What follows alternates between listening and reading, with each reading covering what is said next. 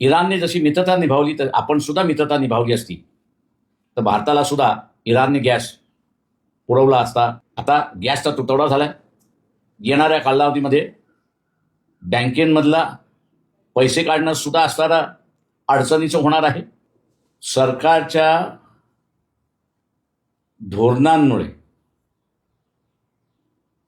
भारतीय नागरिकांना त्रास व्हायला लागला अशी असणारी परिस्थिती आहे. इराण आपल्याबरोबर जम्मू आणि काश्मीरच्या प्रश्नावरती उभा राहिला, परंतु अमेरिका आणि इस्रायल यांनी इराणवरती ज्यावेळेस हमला केला त्यावेळेस आपण इराणच्या बाजूने नाही असं स्पष्ट केलं. इराणचे जे मित्र आहेत, चायना आहे, त्यांना तेल पोचेल याची पूर्ण जबाबदारी इराणने घेतली.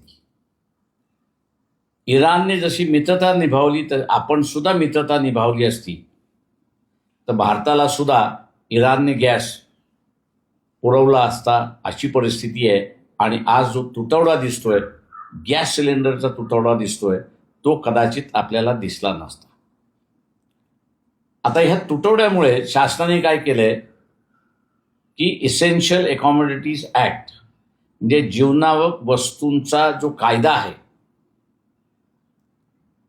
तो लागू केला आणि त्याच्याच बरोबर हे सांगितलं की आंदोलन तुम्हाला करता येणार नाही. ज्यांच्याकडे धोरण नाहीत, फक्त जात आणि धर्म एवढंच फक्त असणारं अजेंडा आहे, त्यांना ते आंतरराष्ट्रीय राजकारण करू शकत नाही अशी परिस्थिती आहे. आता गॅसचा तुटवडा झालाय. येणाऱ्या कालावधीमध्ये बँकेमधला पैसे काढणं सुद्धा असणारा अडचणीचं होणार आहे.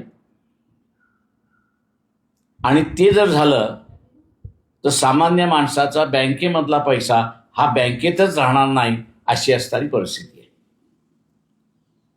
शासनाच्या या भूमिकेच्या विरोधात आणि पंतप्रधान यांचं नाव एसटीएम फाईलमध्ये आल्यामुळे मराठीत जी म्हण आहे, कोणी यावं आणि टिकली मारून जावं, त्या पद्धतीने असणारं ज्याला ज्याला जे भारताकडून साधून घ्यायचं आहे त्याच्यावरती मुकाट पडेल नरेंद्र मोदी सह्या करतोय आणि एग्रीमेंटच्या नावाखाली ते लोकांना सांगतात आहेत अशी परिस्थिती आहे. ही धोकादायक परिस्थिती आहे असं मी मानतो. आणि तमाम भारतीयांना माझं आव्हान आहे